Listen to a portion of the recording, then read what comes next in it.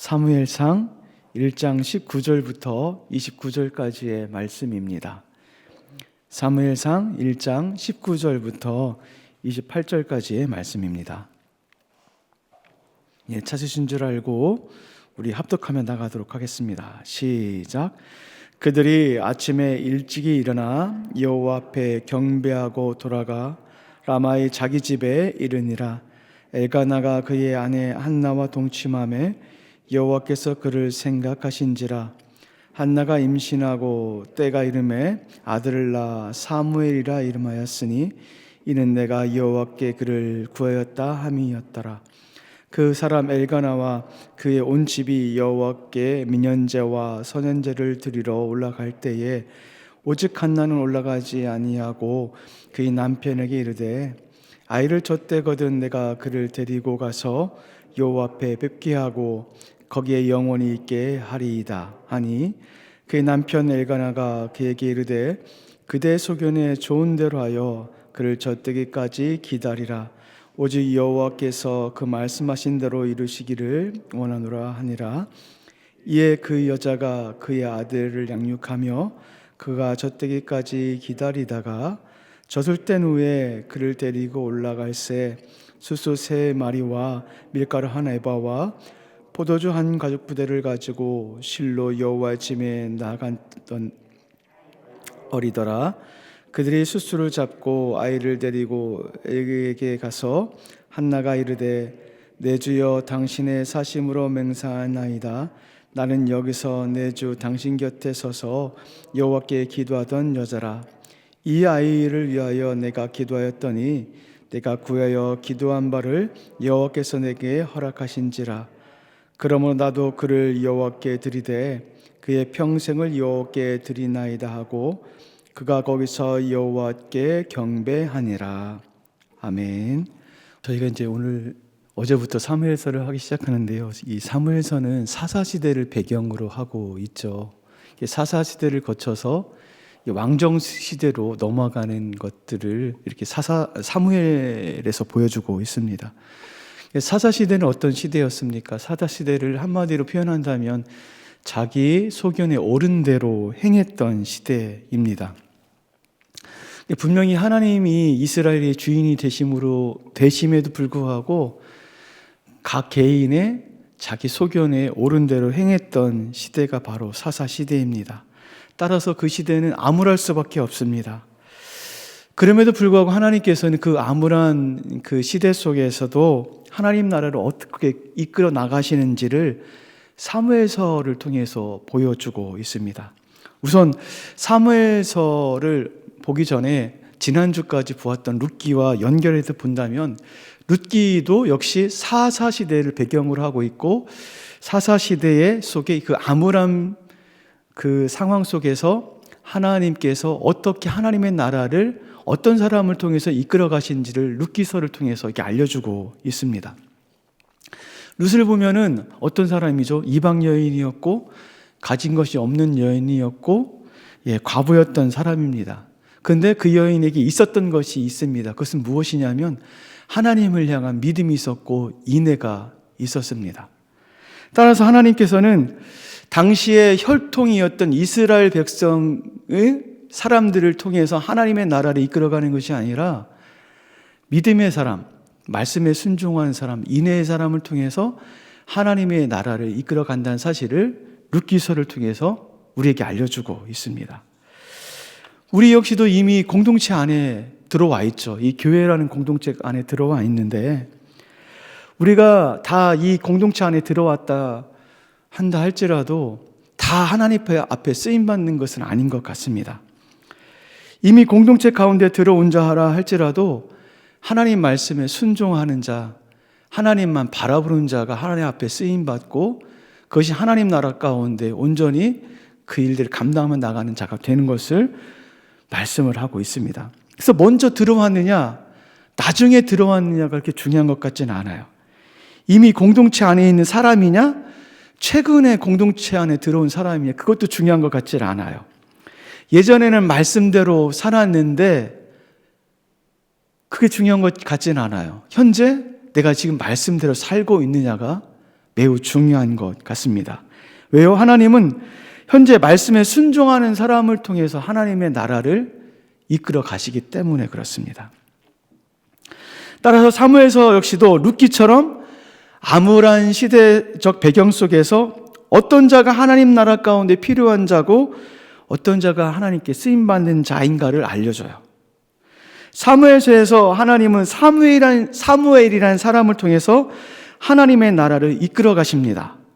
그러므로 사무엘서의 처음 등장을 누구를부터 시작이 되냐면은 이 사무엘이라는 사람을 등장시킴으로 말미암아 처음부터 시작을 하고 있습니다. 저와 여러분 이번 주에 사무엘서를 보는데 몇 장부터 몇 장까지 보냐면 1장부터 3장까지 봐요. 1장부터 3장의 주된 내용이 뭐냐면은 사무엘의 등장이에요. 그런데 사무엘이 등장하기 이전에 오늘 1장, 어제 또 1장 했고 오늘도 1장인데 1장에서 사무엘의 출생을 이야기하고 있지만 사무엘에게 집중하는 것이 아니라 누구에게 집중하고 있냐면 사무엘의 어머니인 한나에게 집중을 하고 있는 것을 볼 수가 있습니다. 어제 본문을 본다면 어제 본문이 1장 1절부터 18절을 말씀이 있는데 고통 속에 있는 한나의 울부짖음이 1장 1절부터 18절에 아주 고스란히 담겨져 있습니다. 이 여인이 왜 울고 있죠? 왜 고통 중에 탄식을 하고 있죠? 딱 한 가지예요. 돈이 없어서 사랑을 못 받아서 그런 것이 아니라 아이가 없었다는 것, 그 이유 때문에 그렇습니다. 여러분 당시에 결혼을 했는데 아이가 없다는 것은요 크나큰 일이죠. 그 시대적 배경으로 보면은 아이가 없다는 것은 하나님으로부터 저주받았다라고 생각할 정도이니까. 뿐만 아니라 자녀가 없다는 것은 노년이 없다는 것을 의미하기도 합니다. 또 자녀가 없다는 것은 후손을 잇지 못한다는 것을 의미를 합니다. 지금도 자녀가 없는 것이 얼마나 마음이 아픈 일입니까? 당시는 더 심했을 것 같습니다. 그런 어려운 가운데 있는 상황이 바로 지금 한나에게 처해져 있는 상황이죠. 그러면서 한나는 어떤 사람으로 계속해서 1장 1절부터 18절에 묘사를 하고 있냐면 그는 매년마다 하나님 앞에 경배를 드리러 올라갔다라고 말씀을 하고 있어요. 그것을 보아서 이 한나라는 여인은 매우 경건한 자였다라는 것을 보여주고 있고 그가 성전에서 기도했는데 응답받았다는 것을 통해서 그가 또한 하나님 앞에 경건한 자였다라는 것을 증명해 주고 있습니다. 왜냐하면 하나님은 죄인의 소리를 듣는 것이 아니라 의인의 소리를 듣고 응답하시는 하나님이시기 때문에 그래요. 뿐만 아니라 그 기도의 대상을 하나님으로 잡았다는 것을 통해서 그가 온전히 하나님을 신뢰했고 온전히 하나님만 바라봤던, 다른 것을 의지하고 다른 것을 신뢰했다는 것이 아니라 하나님만 바라봤던 자라는 것을 우리에게 보여주고 있어요. 여러분, 하나님을 신뢰할 때 하나님께로부터 나오는 하나님의 응답이 있을 줄 믿습니다. 이렇게 경건한 자고 하나님을 바라본 자고 하나님을 신뢰함에도 불구하고 안타깝게 아이가 없어요. 아픔이 있어요. 경건한 자라 할지라도 아픔이 따르고 고통이 따른다는 것을 또 우리에게 알려주고 있어요. 그런데 그 고통이 어떻게 해결되죠? 그 고난이 어떻게 해결되죠? 다른 것으로 말미암아 해결되는 것이 아니라 하나님을 통해서 해결이 돼요. 이것은 하나님께서 사사시대라는 룻과 같은 하나님의 말씀을 따른 자를 통해서 그 가정이 회복되어졌던 것을 보여주었던 것처럼 사무엘 시대 이 한나라는 아픔을 갖고 있는 그 여자가 어떻게 회복되어지는지를 다시금 우리에게 보여주고 있습니다. 하나님은 어떤 분이십니까? 하나님은요, 경건한 자를 도우시는 분이세요. 하나님은 암울한 시대 속에서 하나님의 말씀을 따라 순종하는 자를 도우시는 분이세요. 그 하나님께서는 자비를 베푸시는 분이시고 힘을 주시는 분이시고 경건한 자와 함께 하시는 분이세요.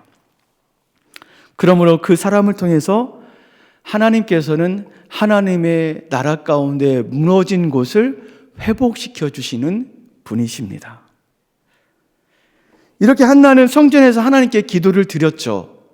어제 본문 가운데 그것을 엘리가 보고 그 제사장이 축복을 하게 됩니다. 그리고 오늘 본문이 시작이 됩니다. 오늘 본문 19절 말씀에 보니까 그들이 나와요. 그들이라는 것은 한나와 남편 엘가나를 의미를 합니다. 그들이 아침에 일찍 일어나서 여호와께 경배를 드리고 집으로 돌아갑니다. 그리고 한나와 엘가나가 동침하게 되고 임신하게 되었다라고 말씀을 하고 있어요. 성경은 이 임신에 대해서 19절 중반에 보니까 이렇게 말씀하십니다. 여호와께서 그를 생각하시니라. 여호와께서 그를 생각하시니라. 여호와께서 생각하셨다는 거예요. 그를, 한나를. 그럼 왜 한나를 생각을 하셨을까요? 왜 한나를 생각하셨을까요? 단지 자식이 없었던 것 때문에 그 자식이 없어서 울부짖는 것 때문에 한나를 생각을 하셨을까요? 아닙니다. 아무런 시대 속에서 하나님을 향한 신뢰와 믿음이 있었기 때문에 한나를 생각하시는 거예요. 그러므로 그 한나를 하나님께서 생각하심으로 말미암아 무엇을 베풀어 주시냐면은 인애를 베풀어 주시고 은혜를 베풀어 주셔서 그에게 기도의 응답으로 자녀를 주십니다. 이렇게 하나님의 은혜는 아이가 없던 여인에게 아이를 생기게 합니다.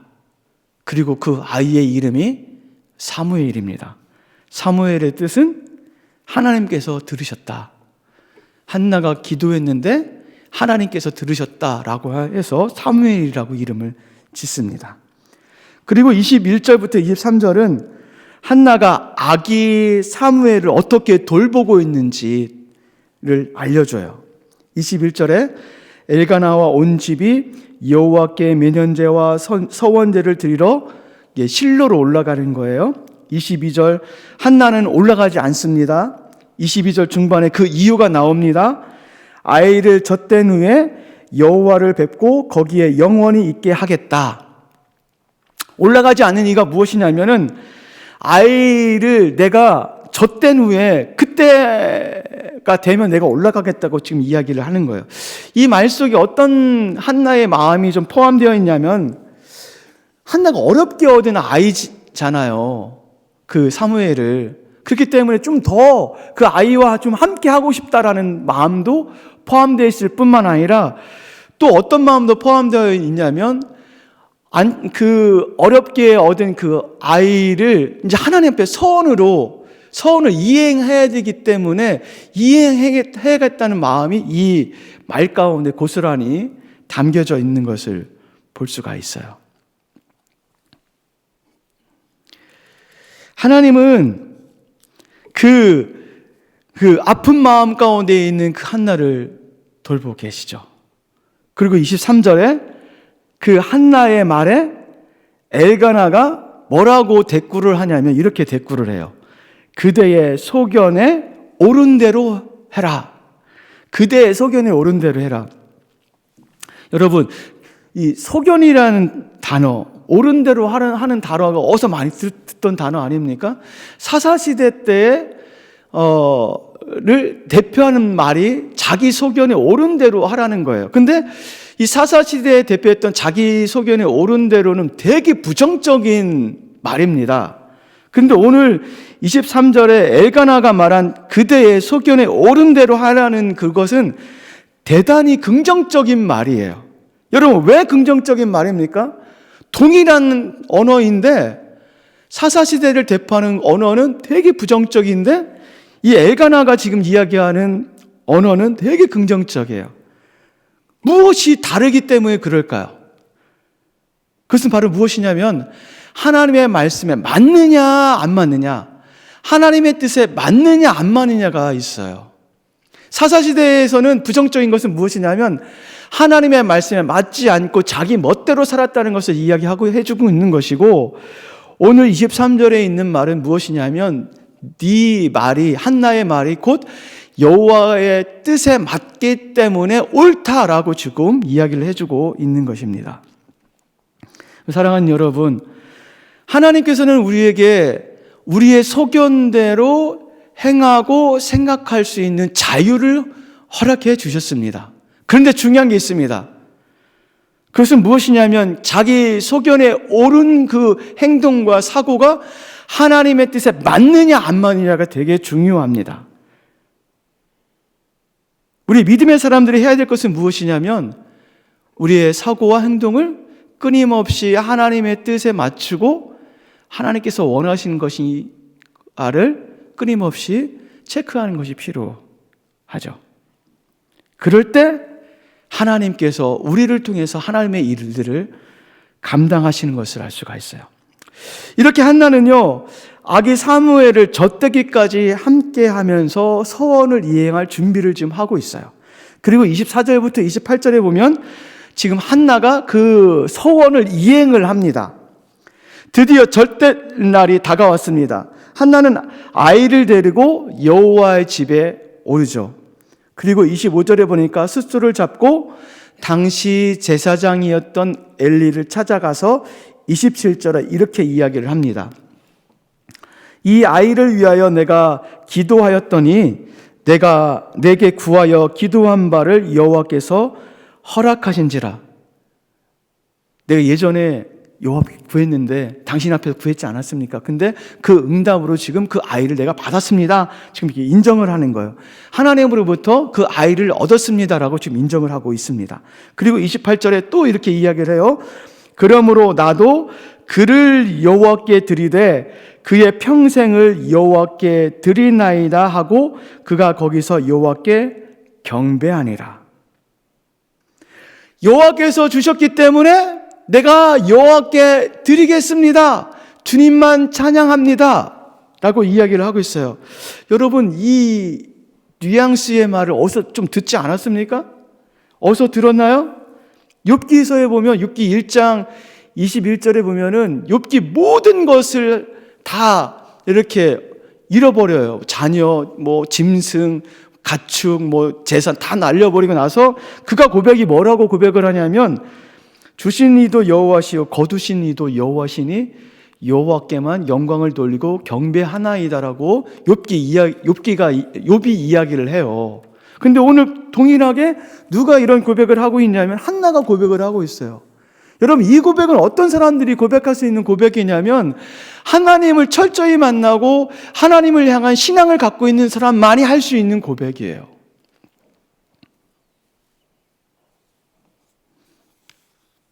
만약에 한나가 그냥 아이를 얻었다면 이런 고백을 할 수 있었을까요? 아니죠. 고통 가운데서 그가 하나님만을 바라봤고 하나님부터 응답과 하나님부터 보는 기쁨을 알고 있기 때문에 이런 고백을 한 것입니다. 그래서 우리에게 주어지는 고난이 결코 나쁜 것만은 아니죠. 여러분, 우리에게 주어진 것이 있어요. 우리에게 주어진 것들, 우리가 이 평생 동안 받는 것들이 있어요. 여러분, 우리가 받는 것들, 그 은사들, 그 능력들, 그 물질들, 그 시간들, 그 힘들, 그것들이 내가 내 힘으로 그것을 얻었다라고 생각을 하지 마십시오. 여호와께서요, 우리를 생각하지 아니하시면 그것을 우리가 받을 수가 없습니다. 여호와께서 당신의 생각 속에 우리를 집어넣지 아니하시면 우리가 그것을 받을 수가 없어요. 반대적으로 여호와께서 그 당신의 생각 속에 우리가 들어가 있기 때문에 우리가 그것들을, 그 은사들을, 그 능력들을 받을 수가 있어요. 만일 여호와께서 당신의 생각 속에 우리를 두지 않는다면 우리가 아무것도 받을 수 없는 그런 존재에 불과합니다. 따라서 우리가 지금 받고 누리고 있는 것에 대해서 1차적으로 감사를 하셔야 돼요. 그리고 2차적으로 받은 것에 대해서 나눠주셔야 돼요. 그것을 여호와께 다시금 돌리셔야 돼요. 여러분, 가르침의 은사가 있는 분이 계십니까? 나이와 상관없이 다음 세대를 가르치는 그 일에 봉사하셔야 돼요. 물질이 있으십니까? 물질로 봉사를 하셔야 돼요. 시간이 있으십니까? 시간으로 봉사하셔야 돼요. 여러분에게 주신 갖가지 능력들이 있으십니까? 능력들을 주님께 올려드리셔야 돼요. 받은 만큼 올려드십시오. 적게 받은 분은 적게 받은 만큼 올려드리고, 많이 받으신 분은 많이 받은 만큼 올려드리십시오. 그것이 마땅히 받은 자가 하나님께 감사의 표현인 것을 볼 수가 있습니다. 말씀을 맺습니다. 하나님은요, 말씀과 믿음의 사람 한나를 회복시키십니다. 그리고 한나의 회복은 한 가정의 회복뿐만 아니라 이스라엘 공동체를 회복하는 전초 역할을 감당하는 것을 볼 수가 있습니다. 여러분, 우리가 회복되어질 것이 무엇인지 이 새벽에 한번 생각해 보시고, 그 무너진 곳이 무엇으로 말미암아 회복되어지는지, 하나님으로 말미암아 회복이 되어집니다. 다신 것이 회복되어짐으로 말미암아 우리가 회복되어서 우리 공동체를 회복시키고, 우리 가정을 회복시키고, 이 교회를 회복시켜 나가는 남새는 모든 지체 여러분 되길 주님의 이름으로 축원을 드립니다. 우리 두 가지 기도 제목을 놓고 잠시 한번 기도하도록 하겠습니다.